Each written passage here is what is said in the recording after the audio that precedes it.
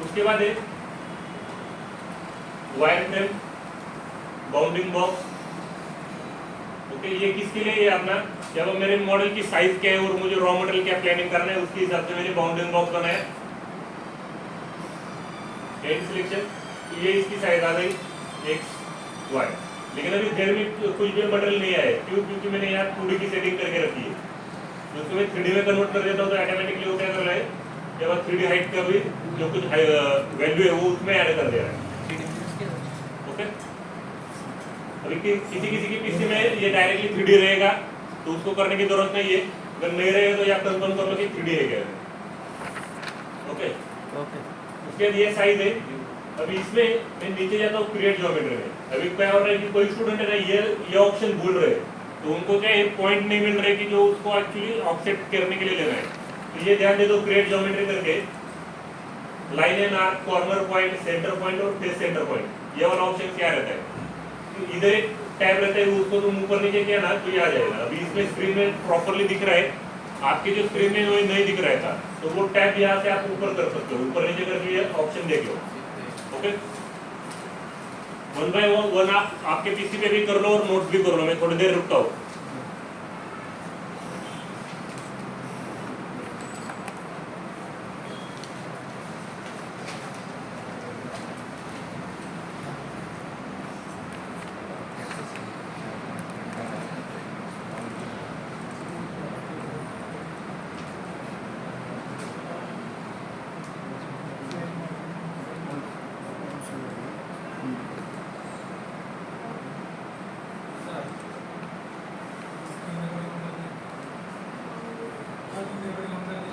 चलो चलो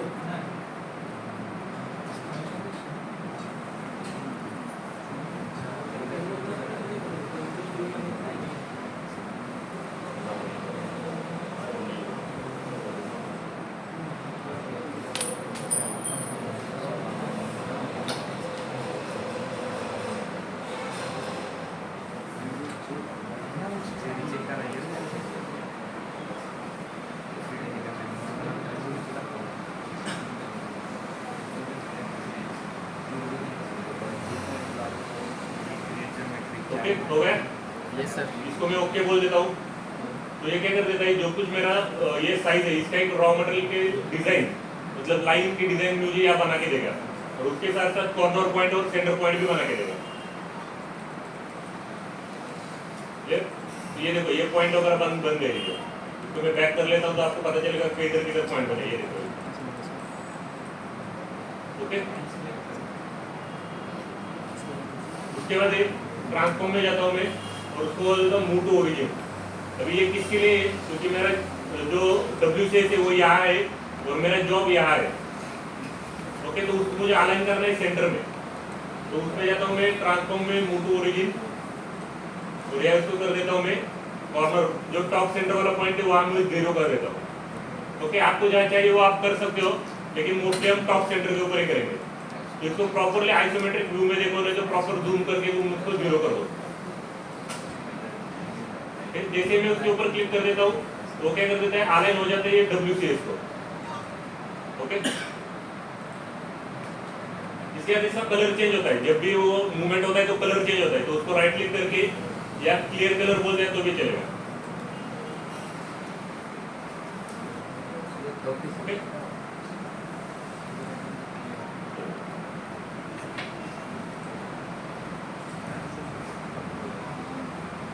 क्लियर हो गया?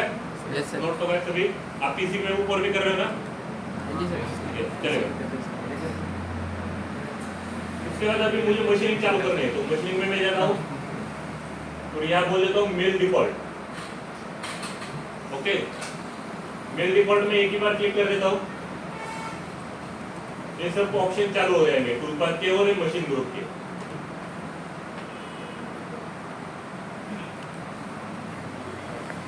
ओके, हाँ सर। उसके बाद ये जो प्रॉपर्टीज है इसमें जाके मुझे सेटिंग करनी है, जो कुछ मेरे जॉब को कौन सी मशीन यूज करने वाला हो, कितना रॉ मटेरियल यूज करने वाला हो, ये मैं सॉफ्टवेयर को बता रहा हूँ अभी। तो फाइल में जाता हूँ, तो फर्स्ट है आप फाइल में रिप्लेस करके मैं जो मैं मिल डिफॉल्ट EMM है वो सिलेक्ट कर देता हूँ। तो मेरा जो कुछ प्रोग्राम है वो मेरे आइसोमेट्रिक प्रोग्राम में आ जाएगी। ये पोस्ट सेट कर रहा हूँ, यस सर। उसके बाद एक मास्टर मॉडल मतलब कौन सा मॉडल मेरे को मशीनिंग करना है। तो यहाँ जाता हूँ इस एरो के ऊपर, ओके, और उसको बता देता हूँ सॉफ्टवेयर को कि ये मेरे को मशीनिंग करना है, मतलब मशीन सेटअप में ये ऐड कर देता हूँ, ओके, क्लियर। उसके बाद एक स्टॉक सेटअप मतलब मेरा रॉ मटेरियल कितना है,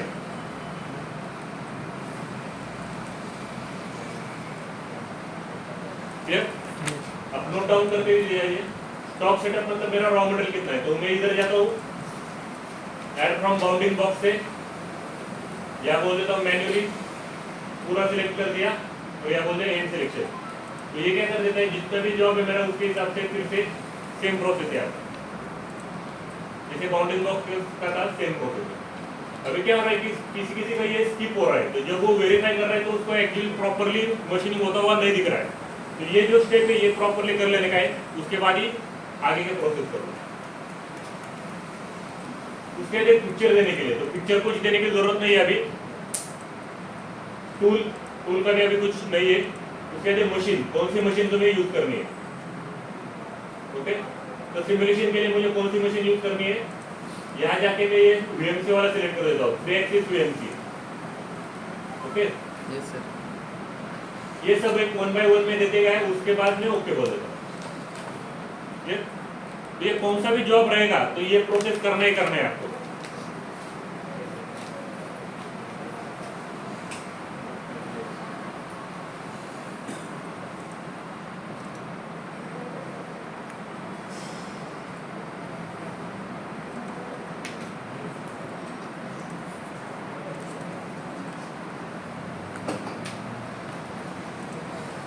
ओके हो गया यहाँ तक का? Yes sir. इसको बोल दिया ओके।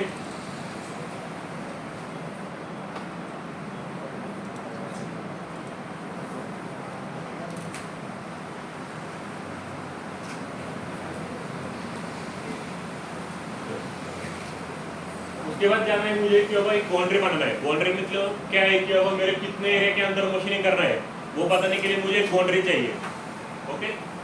आप कभी इस जो लाइन का रहेगा वो बहुत बाउंड्री दे सकते हो, या फिर इस एरिया की जो अंदर वाला है इतना एरिया सिलेक्ट करके उसको शेल आउट बाउंड्री बना सकते हो। तो उसके लिए मैं क्या कर देता हूँ, वायर फ्रेम में जाता हूँ, जहां मेरा बाउंडिंग बॉक्स के उसके बाजू में ही है, ओके, शेल आउट बाउंड्री करके, तो उसको सिलेक्ट कर देता हूँ। अभी इसमें से मुझे ये एरिया मशीनिंग नहीं करने का है, ये फ्लैग हो चुका है मेरा, समझिए बाहर ही जितना मेरा प्रोफाइल है उतने एरिया मेरे को सिलेक्ट करने का है। तो उसके लिए मैं क्या सकता हूँ कि 1 by 1 सिलेक्ट कर दो, लेकिन उसमें बहुत टाइम जाएगा। तो उसके लिए क्या कर देता हूँ, मैं यहाँ बॉक्स डाल देता हूँ। तो बॉक्स क्या कर देता है सॉफ्टवेयर, जितना एरिया तुम उस बॉक्स के अंदर है उतना ही सिलेक्ट करके देता है, उससे बाहर वाला रहेगा तो वो सिलेक्ट नहीं करके देगा, ओके। फिर से दिखाता हूँ, अगर मैंने क्या कर दिया, इतना ही बॉक्स डाल दिया तो उसके अंदर जितना आ रहा है उतना ही सिलेक्ट कर देता है। इंटरसेक्शन रहेगा तो भी नहीं सिलेक्ट करके देगा। अभी देखो ये एरिया नहीं, इंटरसेक्शन है, इंटरसेक्शन बोले तो हाफ एरिया उस बॉक्स के बाहर है, हाफ एरिया इसके अंदर है, तो वो सिलेक्ट करके नहीं देगा। तो इसके लिए मैं क्या करता हूँ, ये जो सिलेक्शन है ये बोल देता हूँ कि अब इसके अंदर ही मेरे को मशीनिंग करके देना है। तो जितना एरिया मेरे को मशीनिंग करना है उतना एरिया सिलेक्ट कर देता हूँ और उसको बोल देता हूँ एंड सिलेक्शन।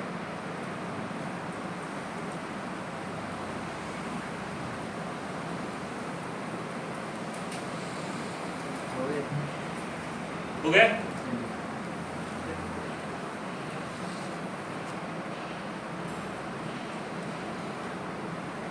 ये एंड सिलेक्शन बोलते हैं और इसको बोलते हैं ओके। तो यानी कि एक बाउंड्री बन गई है। अभी इसको मैं फिर से बैक कर देता हूं तो ये बाउंड्री नहीं रहेगी, क्योंकि इसको अगर मैं जाता हूं जूम करके, यहाँ देखो यह कुछ भी लाइन नहीं है, लेकिन अभी जब बनने के बाद मैं रिडू कर देता हूं तो यह इसके अंदर एक लाइन आ जाएगी, ओके। Yes sir.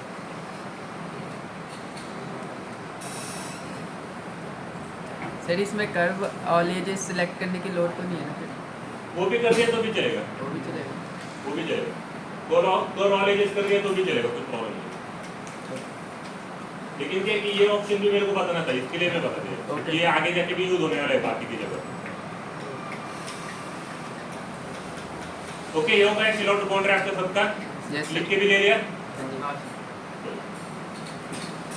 उसके बाद एक टूलपाथ में जाता हूं मैं और ये आप बोल देता हूँ स्टॉक मॉडल।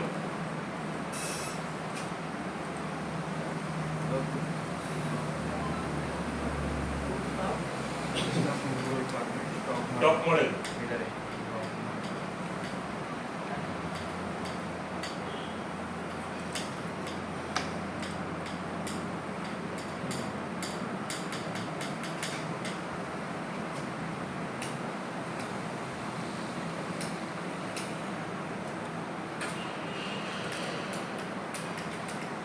हो गया। स्टॉक मॉडल में मैं जाता हूँ।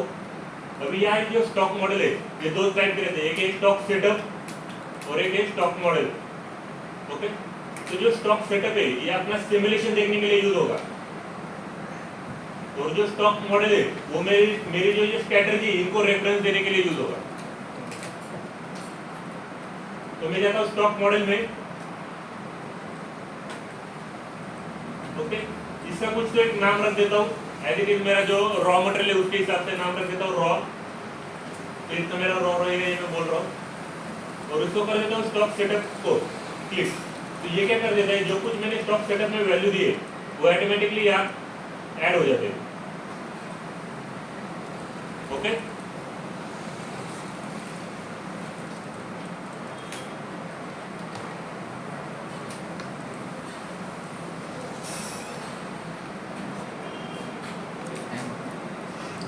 क्लियर हो गया।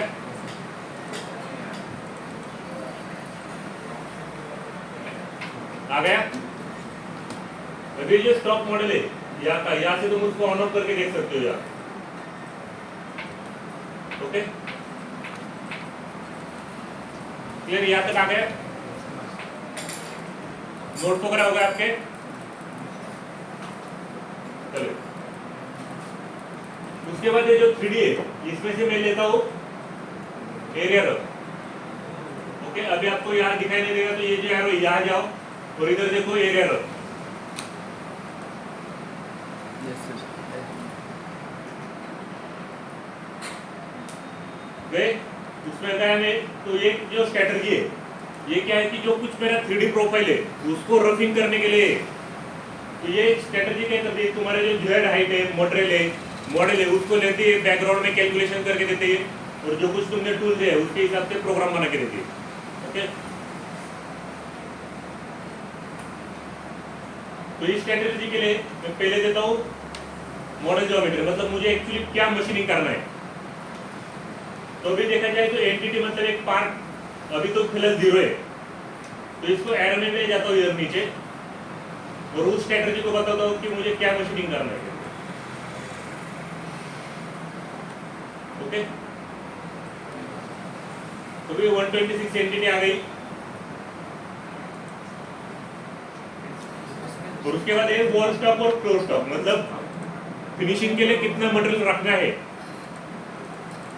तो इसको देता हूं मैं 1.25, डबल क्लिक कर दिया उधर और दोनों साइड मैंने क्या कर दिया 0.25 रख दिया। ओके, तो अभी मैं स्ट्रेटजी को बता रहा हूँ, ये मुझे मशीनिंग करना है और ये मुझे एक्चुअली मटेरियल रखना है जो मुझे फिनिश के लिए चाहिए। सर अवॉइडेंस जो लिखा हुआ है उसका कुछ यूज है? नहीं, अभी फिलहाल के लिए नहीं है।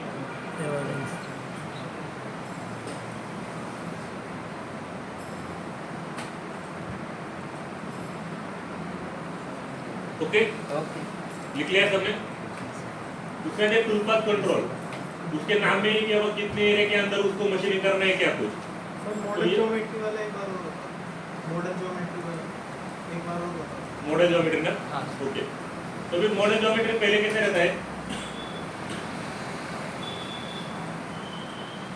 इस तरह रहता है। ओके, तो भी मॉडल ज्योमेट्री मतलब क्या है कि मुझे क्या मशीनिंग करना है, ये मुझे उस स्ट्रेटजी को बताना है। तो अभी फिलहाल के लिए मैं वो एंटिटी में देखा जाए तो 0 ही है, मतलब स्ट्रेटजी को पता ही नहीं कि क्या मशीनिंग करना है। ओके, जैसे हमने जो पहले देखा था, हमने लाइन का रेफरेंस दिया था, तो अभी इसमें क्या है कि मुझे उस मॉडल का रेफरेंस देना है, तो इसके लिए मैं जाता हूँ, उसको बताने के लिए क्या हुआ, ये सिलेक्ट एंटिटी, उसको सबको सिलेक्ट कर दिया और उसको बोल दिया एंड सिलेक्शन। मतलब मैं उसको बता रहा हूँ कि अब मुझे ये पूरा जॉब मशीनिंग करना है और उसको मशीनिंग करने के बाद कितना स्टॉक छोड़ना है मुझे, तो 0.25 स्टॉक छोड़ दो। वो किसके लिए है? फिनिशिंग के लिए।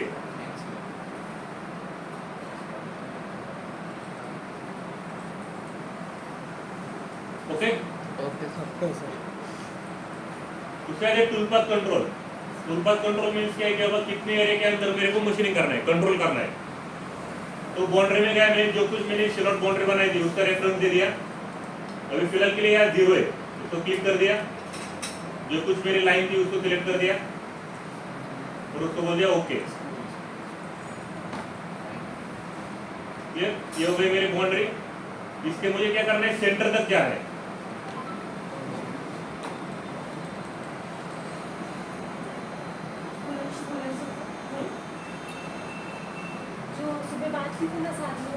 तो अभी टूल पाथ कंट्रोल क्या है कि हमें एक लाइन देनी है, तो उसके बाउंड्री देनी है, तो उसके अंदर ही मेरा क्या हो जाएगा, टूल चलेगा। ओके, तो उसके लिए मैंने क्या किया था, या एक 0 है मतलब कुछ भी नहीं है अभी, तो इस एरो के ऊपर जाके मैंने सॉफ्टवेयर को बताया था कि भाई इतने एरिया के अंदर ही मुझे मशीनिंग करना है। और इधर दिया था मैंने सेंटर। तो सेंटर मतलब क्या है कि मशीनिंग करते करते वो सेंटर तक ही जाएगा, उससे बाहर नहीं जाएगा। उसके बाद एक टूल मुझे कौन से टूल से मशीनिंग करना है। तो अभी ये क्या रहता है कि 3D प्रोफाइल है ना, ये ज्यादा देर तक मशीनिंग चलता है, मतलब 2 घंटे 3 घंटे 4 घंटे। तो इसको अगर मैं एंड में यूज कर देता हूँ तो क्या हो जाता है, वो जल्दी से वेयर आउट हो जाएगा। तो उसके लिए स्पेशल टूल आते हैं इंसर्टेड। तो इंसर्टेड टूल क्या रहते हैं कि अगर वो वेयर आउट हो गए तो उसमें छोटा ये इंसर्ट रहता है, वो चेंज कर दो और दूसरा बिठा दो, तो वो एक आसानी रहती है अपने को कंटिन्यू आगे मशीनिंग करने के लिए। ओके सर, प्रोग्राम तो फिर शुरू से चलाना पड़ता होगा ना, जब इंसर्ट चेंज करने के लिए मशीन। नहीं, शुरू से नहीं चला देगा, ब्लॉक से नहीं। मतलब अभी समथिंग क्या है कि ये जो प्रोग्राम है 3D वाले, वो 2-3 घंटे चलते हैं। तो समथिंग चलते चलते 1 घंटा हो गया और उसके इंसर्ट कॉर्नर खराब हो गए, तो क्या होता है, उतना ही पार्ट चेंज कर देते हैं, जो इंसर्ट वाले रहते हैं उतना ही पार्ट चेंज कर देते हैं। तो वो चेंज करने के बाद फिर से चला देते हैं। सर, उसके लिए उधर से मशीन आगे से चला देते हैं, पहले से चलाने की जरूरत नहीं है। अच्छा, मशीन रीसेट करने की जरूरत नहीं। नहीं, वो इंसर्ट का वैसे सेटिंग रहता है। और हमने क्या किया है कि 0.25 उसको स्टॉक दिया है। ओके, तो वो 0.25 स्टॉक दिया, मतलब मेरा अभी बचने वाला है। जब फिनिशिंग करेंगे, ओके, तो फिनिशिंग के टाइम फिर उसको कंटिन्यूसली चला देंगे। ओके, और उसमें हाइट वगैरह का तो कोई झंझट है नहीं, क्योंकि इंसर्ट बस हाँ, इंसर्ट ही चेंज हो रहा है, पूरा टूल चेंज नहीं हो रहा है। ओके, पूरा। तो अभी मुझे क्या करना है, वो इंसर्टेड टूल देना है। तो उसको राइट क्लिक किया, क्रिएट टूल बोला, तो मोस्टली वो बुल एंड व्हील में आते हैं वो इंसर्टेड टूल। तो इसको सिलेक्ट कर दिया, जो भी कुछ मुझे टूल लेना है वो मैंने डायमीटर का डाल दिया, एक 25 का कटर, और उसका एक 0.8 इंसर्ट वाला रहता है। Next, okay. उसके बाद उसकी जो बाकी के पैरामीटर कौन से सेट में वो है, उसके फीड रेट वगैरह कितना है, कमेंट जो कुछ हमें ऑपरेटर के लिए देना है। ओके,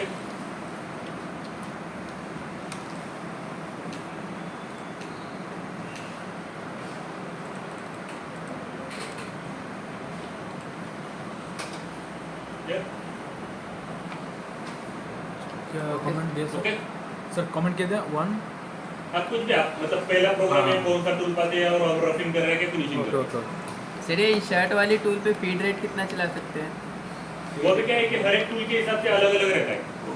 ओके, मैं बाद में आपको एक चार्ट देता हूँ, उस चार्ट में से आपने 2 मिनट कॉपी कर लिया तो भी चलेगा, नहीं तो उसके एक फॉर्मूला रहते हैं पाइडेन का, अगर मैं आपको बाद में बता देता तो हूँ। VC1 पाइडियन by 1000 velocity of car.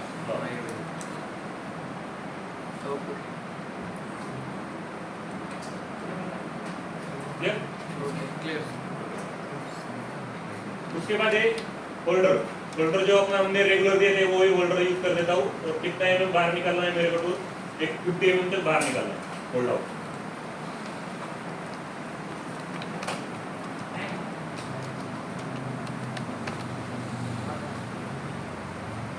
Full projection 51 kilo।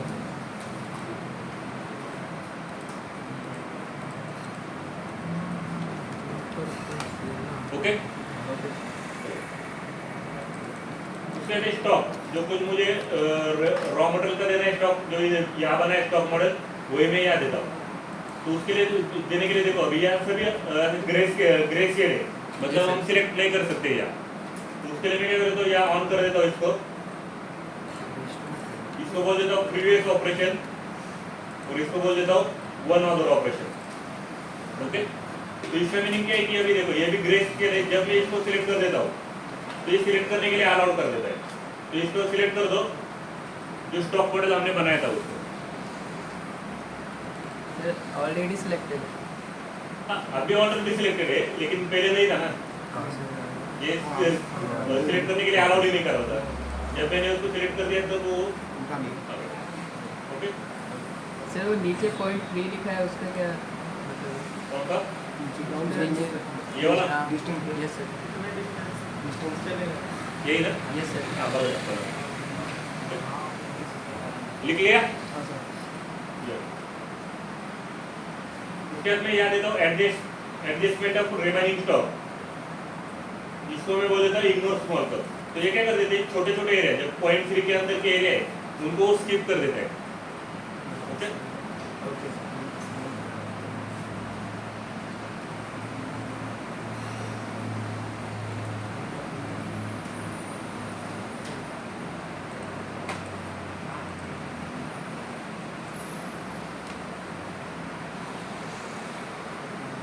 Distance क्या है? डिस्टेंस कौन सा?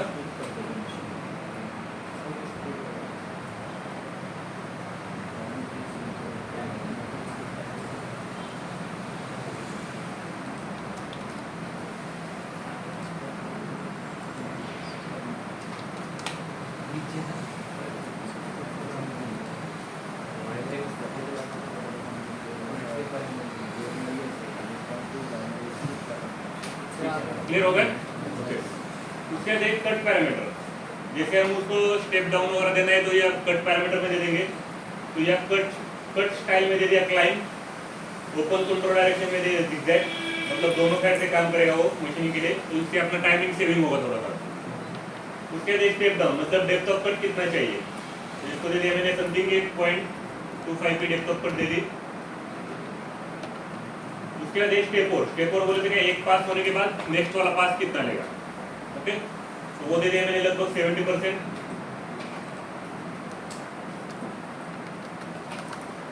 ओके, सर रफ है तो इसमें ज़्यादा भी दे सकते हैं ना? हाँ रफ में ज़्यादा भी दे सकते हैं, लेकिन क्या रहता है कि अप्रोक्सीमेटली 70 to 80% हम देते ही है।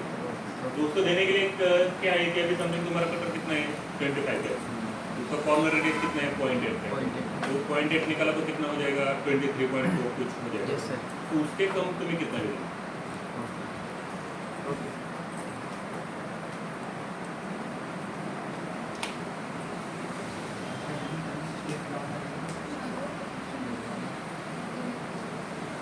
क्लियर होगा ये इधर का। उसके कॉर्नर राउंडिंग ऑन कर देता हूँ। ये क्या है कि स्मूथिंग के लिए अपना यूज होगा, और क्रिटिकल डेप्थ, ये दोनों भी मैंने ऑन कर लिया।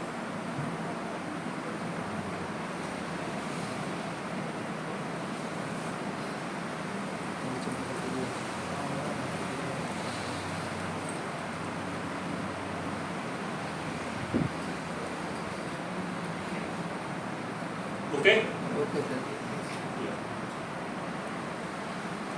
क्या ट्रैक्टोरल मोशन, ये भी प्लग कुछ देने की जरूरत नहीं है, स्टिफ एंड शैलो में कुछ देने की जरूरत नहीं है। लिंकिंग पैरामीटर इसमें जाता हूं मैं और यहाँ यूज कर देता हूँ फुल वर्टिकल रिट्रैक्ट के बजाय मिनिमम वर्टिकल रिट्रैक्ट।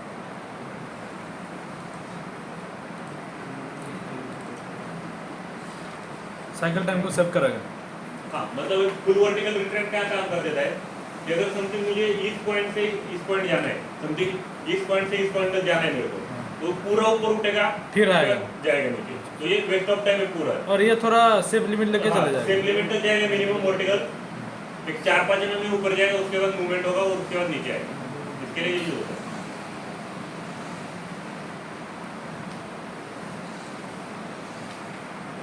है। मिनिमम डिस्टेंस है इसमें, उसका क्या मतलब है? सॉरी, साथ में मिनिमम डिस्टेंस भी है, हाँ उसका क्या मिनिमम डिस्टेंस ये क्या है कि और वो क्लोजली जाता है ओके तो क्लोजली बहुत कभी कभी रिस्की रहता है तो इसके लिए हम मोस्टली यूज कर देते हैं minimum vertical retractor okay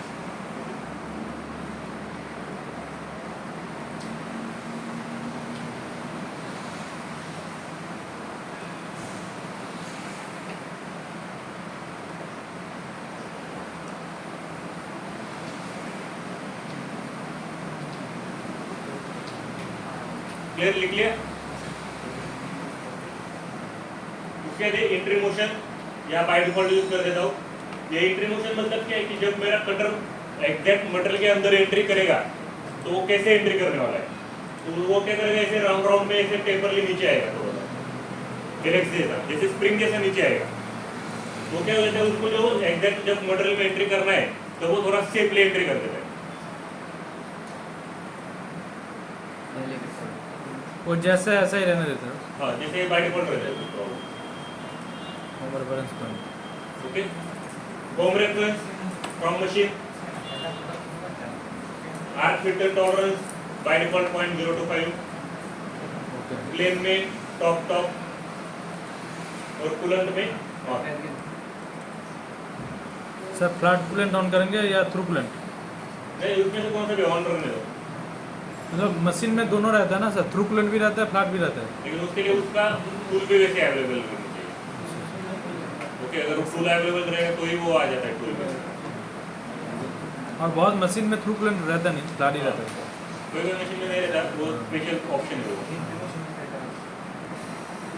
okay यहाँ तक आ गया सर उसके बाकी के जो ऑप्शन है वो मोस्टली बाय डिफॉल्ट यूज कर दो ज़्यादा चेंज करने की उसमें कुछ जरूरत नहीं है अरे सर अगर इसमें हम थ्रू कूलेंट ऑन करना चाहे तो हमको टूल भी उसी हिसाब से लेना पड़ेगा सर, तब जाके ये ऑप्शन ऑन पहले तो क्या है कि मशीन में वो अवेलेबिलिटी चाहिए कि तुम्हारा थ्रू करंट स्पिंडल थ्रू आना चाहिए कोई मशीन रहते हैं उसमें वो अवेलेबिलिटी नहीं रहती कोई मशीन रहते हैं वो स्पेशल अच्छा यहाँ पे हमने जो मशीन सिलेक्ट किया उसके हिसाब से आएगा। हाँ हाँ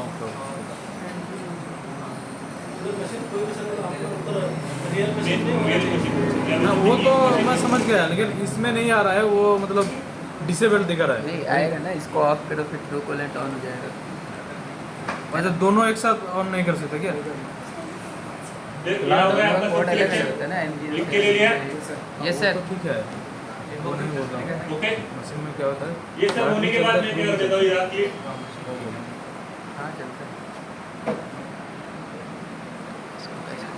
तो देखो ये कैलकुलेशन चल रहा है अभी जरा आपने देखा ना कैलकुलेशन चल रहा है तो ये प्रोग्राम बना के दे दिया तो ये क्या कर देता है इसके हाइट वगैरह सब कितना डिस्टेंस ये सब बैकग्राउंड में कैलकुलेशन कर देता है उसके हिसाब से पास बना देते हैं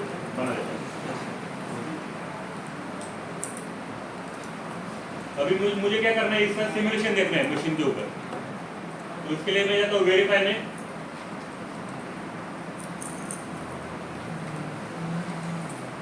ओके और यह कर देता हूँ प्ले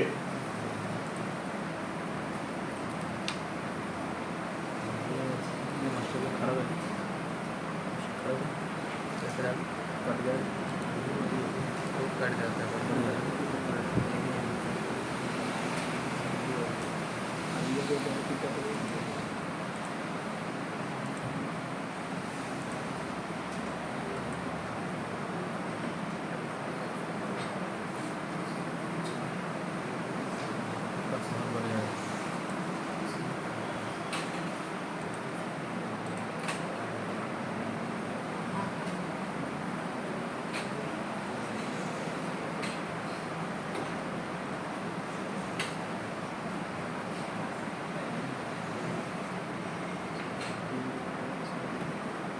क्लियर हो गया सबने नोट डाउन कर लिया Yes, sir. ओके चलेगा डाउन करने के सुन लिया